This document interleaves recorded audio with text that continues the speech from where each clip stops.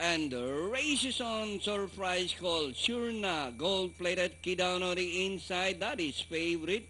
Chinoy is racing fifth na to Princess.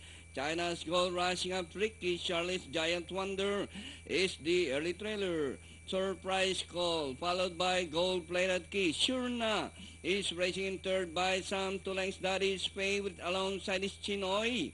Rounding the far turn, surprise call by Sam 2 lengths, followed by Gold Plated Key. Sure Nice racing third by Sam 4 lengths. Chinoy, that is favorite. As they race the final corner, surprise call, followed by Gold Plated Key from the outside. Chinoy, Shurna, and Giant Wonder down on the inside. Surprise call, Gold Plated Keys on the outside, and Chinoy, Gold Plated Key, surprise call, Chinoy on the further outside.